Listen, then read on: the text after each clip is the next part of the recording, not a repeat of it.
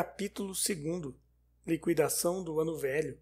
Meia hora depois, apeava-se Félix de um tílburi à porta de uma casa no Rossio. Subiu lentamente as escadas. A porta do fundo estava aberta. Félix deu uma volta pelo interior da casa e foi até a sala, sem que o sentisse uma moça que estava assentada perto da janela, com o rosto voltado para a rua. — Cecília, disse ele. A moça estremeceu e voltou-se. — Ah, és tu? Tão tarde? Félix aproximou-se, deu-lhe um beijo e tirou-lhe o livro da mão. — Tarde? Disse ele, folheando o livro. — Não pôde ser mais cedo. Tive visitas em casa. A moça contentou-se com a resposta.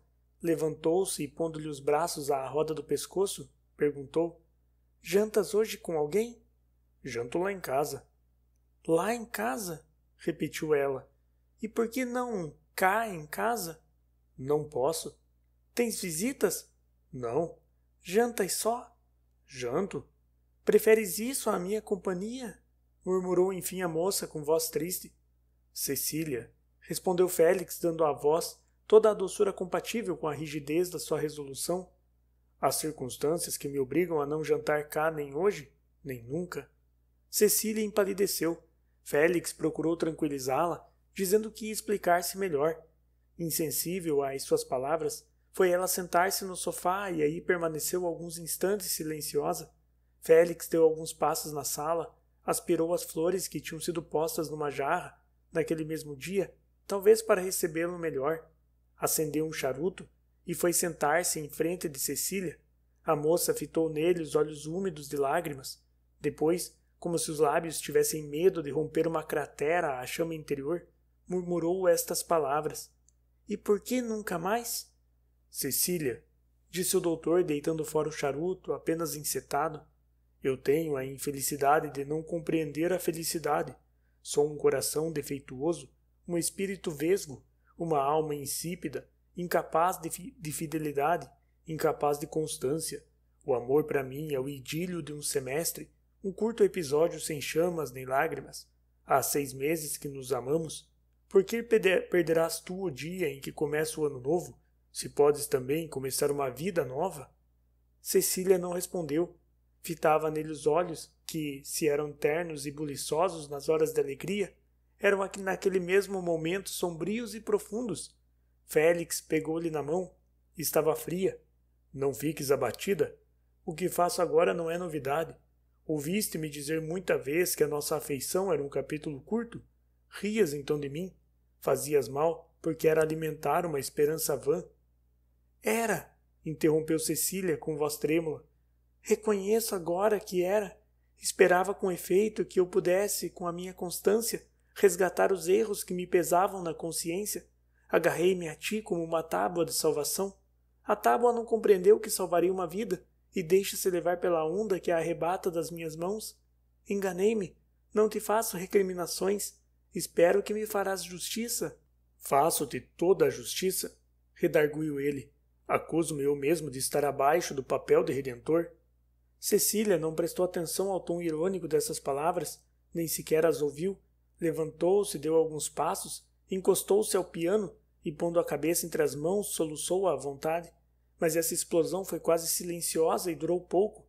Meia hora depois, despedia-se Félix de Cecília, declarando-lhe que saía dali como um gentleman e que ela receberia os meios necessários para viver até que o esquecesse de todo. Cecília recusou esse ato de generosidade, espantou-o imensamente tamanho desinteresse, concluiu que ela teria algum amor em perspectiva e saiu. Na rua do ouvidor encontrou o Dr. Menezes, jovem advogado com quem entretinha relações. — Vem jantar comigo? — disse. — Não jantas com Cecília? — Acabei o capítulo. Cecília está livre. — Houve choro? — O choro pertence ao cerimonial da separação. Era indispensável. Cecília verteu algumas lágrimas que eu procurei enxugar, prometendo-lhe os meios de viver algum tempo. Recusou, mas eu não lhe aceito a recusa. Fizeste mal em separar-te dela. Cecília amava-te. Menezes, disse Félix, eu nunca faço mal quando quebro uma cadeia. Liberto-me.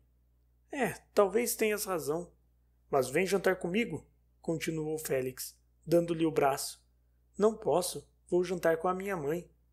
Ah, são apenas 2 horas. Passearei contigo até às 3. Ou vais para casa? Não. Deram o braço e desceram a rua. Se não é indiscrição, Félix, disse Menezes ao cabo de alguns minutos, houve algum arrufo sério entre vocês? Não. Desconfiavas dela? Também não. Nem te arrufaste, nem tinhas desconfiança? Sei que ela gostava de ti e tu mesmo me afirmaste que não era nenhuma desperdiçada. Havia, portanto, um milheiro de razões para que vocês prosseguissem nesse romance. Dar-se-á que tenhas em vista algum casamento? Félix riu-se e levantou os ombros. Então não compreendo, concluiu Menezes. Eu te digo, respondeu Félix. Os meus amores são todos semestrais. Duram mais que as rosas. Duram 2 estações. Para o meu coração, 1 ano é a eternidade. Não há ternura que vá além de 6 meses. Ao cabo desse tempo, o amor prepara as malas e deixa o coração, como um viajante deixa o hotel. Entra depois o aborrecimento, mau hóspede. Menezes ouviu as palavras de Félix com os olhos postos no chão. Sorriu ligeiramente quando ele acabou. Queres ouvir uma coisa? Perguntou. Dize. O teu cinismo parece-me hipocrisia. Não é hipocrisia e nem cinismo, é temperamento. Não creio. Por quê? Menezes não respondeu. Quase me arrependo de ser teu amigo, disse ele depois de algum tempo. És meu amigo?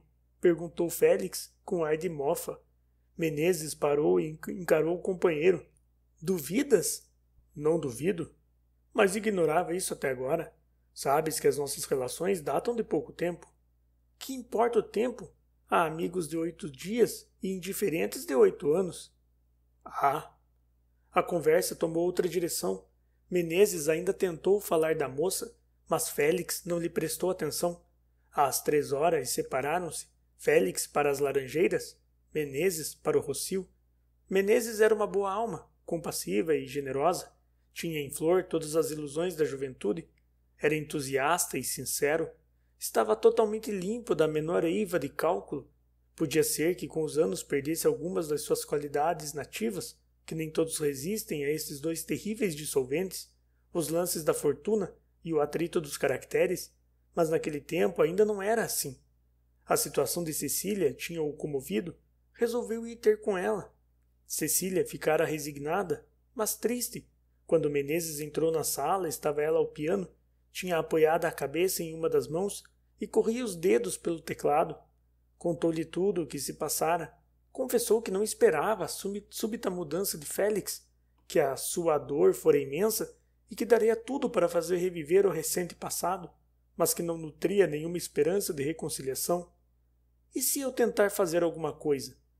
Tentará em vão, respondeu ela. Além de que, eu não tenho nenhum direito de prolongar uma felicidade incompatível com a vontade dele. Errei, confiando demais. Errarei se tiver ainda uma esperança. Quem sabe, Cecília, disse o moço, pondo-lhe a mão no ombro. É possível que Félix tenha cedido a um capricho? Virá a arrepender-se depois, mas o seu orgulho não lhe deixará dar o primeiro passo. Nesse caso, uma pessoa influente pode convencê-lo de que a primeira glória é a reparação dos erros.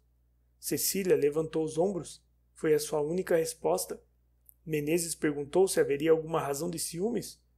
Posso jurar-lhe que durante todo este tempo pertenci-lhe exclusivamente. O juramento de Cecília não devia valer muito aos olhos de um homem que conhecesse bem todos os recursos de uma mulher naquelas condições, mas o nosso Menezes era ingênuo em coisas tais. Saiu de lá cheio de piedade. Nessa mesma tarde mandou uma carta às Laranjeiras, justamente na ocasião em que Félix acabava de ler outra carta de Cecília. A carta da moça era tranquila e até certo ponto nobre. Não lhe fazia nenhuma recriminação, nem implorava nenhum favor. Defendia-se apenas, retirando de si a responsabilidade da separação. A carta de Menezes era cavalheiresca, descobria o estado de alma de Cecília e não hesitava em chamar ingrato ao prófugo Dardânio. Félix sorriu, lendo ambas as missivas, depois atirou-as a uma cesta e nunca mais as viu.